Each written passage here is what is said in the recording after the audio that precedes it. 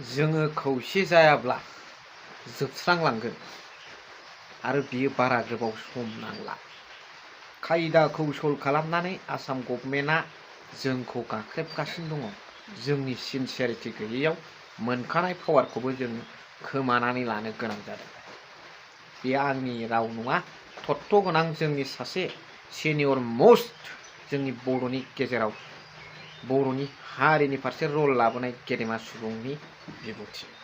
With proof माबे लाइनजों मा जालांनो नागिरदों जों बर'फ्रा आरो बिटिसिआ बेखौ आं खोन्थानो थांगासिनो दं बे भिडिअनि गेजेरजों। So' hello' everyone, one second welcome back to the channel.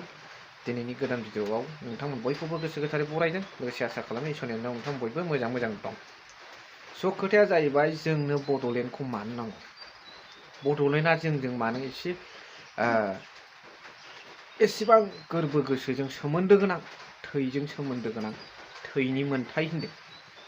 बेफोरनि ओपिनियनखौ दिनै आं गोदानै आजिर तारिखत नতুनके মই দিব লগা একো প্রশ্ন নাই, কোনো প্রশ্নই নাই।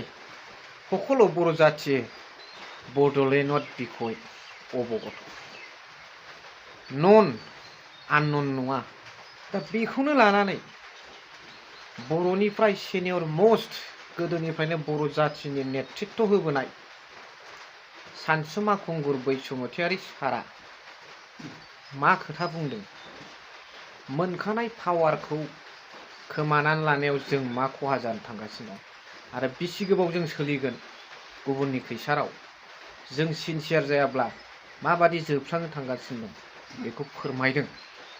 आरो बे जोङो साननो गोनां बाथ्राया बे, जोंथ' मानो मोनखानाय पावारखौ खोमानो गोनां जाखो, बेनि सल रेसपन्सिबिलिटिया सोर? आं बुंगोन, I will say who will be the sole responsible for it? Pramod Bodo' is the sole responsible for it, और यही नहीं हमारे फ्यूचर जनरेशन का जो सिक्स शेड्यूल राइट्स है इसको भी प्रमोद बर' सार ने समाप्त करने जा रहा है। जथेस्थ रोखोमनि आयेन बानायनो हानाय गोहो, मालायनि साला साजेसन लानांगौ गैया जोंहा, जोङो जथेस्थ आयेन बानायनो हानाय गोहो दंखायो। मानो खोमानानै लाखो? बेफोरखौनो दुखु मोननानै टाच खालामनानै जों बोरै थांनानै थालांनांगौ बर' हारिया हारि हिसाबै बुहुमाव, बेखौ लानानै सानसुमा खुंगुर बैसुमतियारि सारा मा बुंदों खोनासंलांबानो जाबाय। दुलाराय बर' हारिनि थाखायनो आरो गोदानै दाफिनजानाय अल बड' एक्स भलन्टियार फर्स अर्गेनाइजेसननि थाखाय बिराद गिदिर दुखुनि सान आरो बिराद गिदिर सुफुंखौहाय खहा जानानै थांबाय। दलेन कुमार ब्रह्मआ अल बड' एक्स भलन्टियार फर्स अर्गेनाइजेसननि बिथाङा चेयारमेन जानो हादोंमोन। बिथाङा गाबखांदोंमोन जे बड'लेण्डनि थाखाय 5000सो बर' फिसाफोर थैलांबायब्ला बड'लेण्डखौ जोङो आलादा हादोरखौ दाबोनो मोनफुंनो हायाखै। ससेबा खावसे मोनबाय होननो हायो जोङो, 50% जों देरहासार जानो हादों। नाथाय आलादा बड'लेण्ड हादोरखौ जुदि सोरजिथारनांगौब्ला, सिमांखौ मोगथाङाव जाफुंहोथारनांगौब्ला भलन्टियार फर्सखौनो गोदानै दाफामफिननानै डेम'क्रेटिक प्रसेसजों आइ आफा रायजो राजाफोरखौ बुथुमफिननानै सोमावसारफिनलांब्लासो आलादा हादोरखौ मोनसिगोन साननानै बिथांमोना ज' जादोंमोन आरो बे आफादनि लिडारशिपखौ बिथाङा होदोंमोन। गमामायैनो आंनि अबजारभेसन मथे थांनाय बोसोरनै समनि गेजेरावनो बर'फोरनि गेजेराव आलादा हादोर नांगौनि जितु कनसियासनेस, बे सांग्रांथिया जोबोरैनो गोख्रोङै बे थांखांफिनबायमोन। आरो बिथांमोना नै दाखालिसो दिल्लीयाव थांनानै भारत सरकारनिसिम 56 पेजनि मोनसे मेम'रेन्डाम होना फैखांबाय। इउनियन ट्राइबेल एफेयार्स मिनिस्टार जुएल अराम बिथांखौबो लोगो हमनानै फैनो हादों। आथिखालनि इउनियन ल' मिनिस्टार बिथांखौबो लोगो हमनानै गोबां खोथा सावरायनानै फैनाय जादों। प्राइम मिनिस्टार, हम मिनिस्टार, राष्ट्रपतिमोननोबो आलादा हादोरखौ मानो नांगौ बेफोरनि जुक्ति तर्कफोरखौ होनानै मेम'रेन्डाम होनाय जादोंमोन आरो।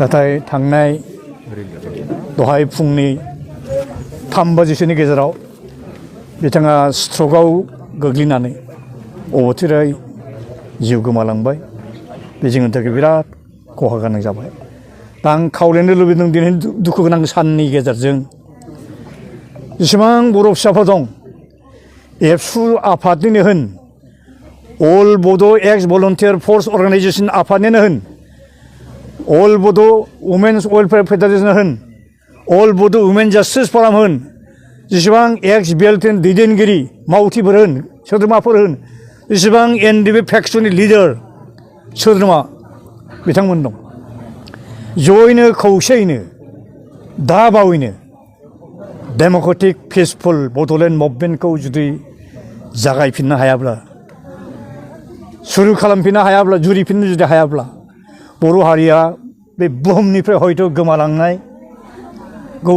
जे अबस्था फैदों बे हयथ' बारा गोबाव सम नांनाय नङा बियो टटेल एक्सटेंशन अफ द बड' पिपल बा बड' नेशना मेटार अफ फिउ सेन्चुरिस जागोन होननानै आं सानो आरोखि दिनै जिखिनि मोनबायमोन रोजाबासो बर' फिसाफोरखौ जों मुंख्लं जाहोनायनि गेजेरजों 20 बोसोरसो सालायनाय जाबाय बड'लेण्ड टेरिटरियेल एरियास डिस्ट्रिक्टखौ मोनदोंमोन जथेस्थ' गिदिर पावार एन्ड फांसन 50% अट'नमि मोनदोंमोन एक्सेप्ट ल' एन्ड अर्डार एन्ड पुलिस डिपार्टमेन्टनि बादै रिजार्भ फरेस्टनि बादै फाइनेन्सनि बादै नाथाय बिराद दुखुनांथाव जायफोरखौ सालायनो जोङो राजउलाफादाव फज'बाय बिथांमोना नांगौ रोखोम खायदा बायदा रोङिनि जाहोनाव गोरों मानसिफोरनि सुबुरुन लायैनि जाहोनाव मालायनि कनस्पिरेसिनि खैसाराव गोग्लैनानै दिनै दरफा दरफा दब्लायफा हाग्रा बंग्रा हा हु मोनखानाय बिटिसिनि power and function degree and अट'नमिया लासै लासै जामलांगासिनो दं जोबोद दुखुनांथाव बेखायनो बेफोरबायदि खैफोद खैदांनिफ्राय बारग'नांगौब्ला आलादा हादोर सोरजिनानै लानायनि अनगायै गुबुन आरो जेबो राहा गैया जों माला बेसे गोबाव थांबावगोन बेखायनो आं लुबैयो बे बुहुमा जेसेबां थांगोन जोरगोन बर' जाथियाबो एसे नेसन हिसाबै सिभिलाइज जाति हिसाबै मोनसे मास्टार रेस हिसाबै जुगे जुगे मालाया जेरै थांनानै थालांगोन बेबायदि थांनानै थालांनो हाथों आरोखि बे आंनि लास्ट आपिल आरोखि गोजोन्थों थेंक इउ सार स' खोनानो मोनबाय जोबनायाव कमेन्ट हरबानो जाबाय थेंक इउ फर वाचिं